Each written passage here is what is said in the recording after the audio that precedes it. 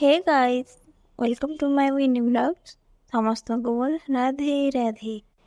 ତ ଇନୁ ମୁଇଁ ଆଜି ନେଇଛେ ଛୋଟ ଛୋଟ ଫ୍ରେଶ୍ ଭେଣ୍ଡିକି ଧୋଇ କରି ବଡ଼ ବଡ଼ ପିସ୍ରେ କାଟି ଦେଇଛେ। ଆପଣମାନେ ଚାହିଁଲେ ତାକେ ଛୋଟ ବି କରିପାରିବେ। ଇନୁ ମୁଇଁ ଭେଣ୍ଡିକେ ତେଲରେ ପହଲା ଭାଜି କରି 60-70% ତକ୍ ସିଝେଇ ଦେଇଥିଲି। ଭେଣ୍ଡି ଭଜା ହଉନ୍ ହଉନ୍ ତାର୍ ଲାଗି ଗୋଟେ ମସଲାଟେ ରେଡ଼ି କରିଦେମା। ମସଲା ଲାଗି ନେଇଥିଲି ଖଣ୍ଡେ ଅଦା, ତାर संगे जीरा और धनिया।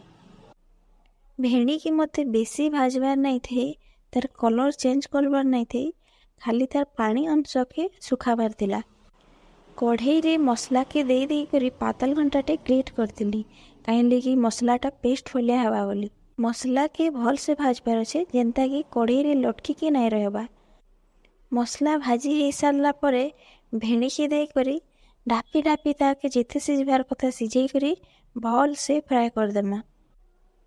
बहुत लोग कहसन कि भेंडीटा टिके चिपचिपा बनसी, किंतु ई रेसिपीटा बहुत ही ड्राए होसी और खाइबार के भी बहुत बढ़िया लगसी।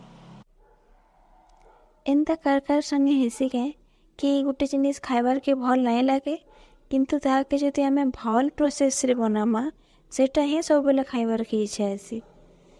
आउ खाली भेणी के केंदा करी खाइमा तार संगे परोटा टिके बनाले आउ टिके भल लागबा ना।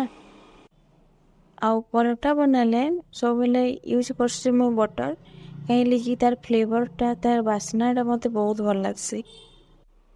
सब रेडी हो सारा पर आउ बेसी लेट नहीं करी सब के बढ़े देली। आउ संगे अंडार फ्राईटा भी बनैतिनी सेटा के भी बढ़े देली। आउ एतकी जिनिस करला भितरे मोर धनमणि भी घर के आसी जाइतिले ना। वीडियोटा केंदा लागला कहबो, भल लागला लाइक टे और सब्सक्राइब टे करवार के नहीं बोलबो। Bye bye.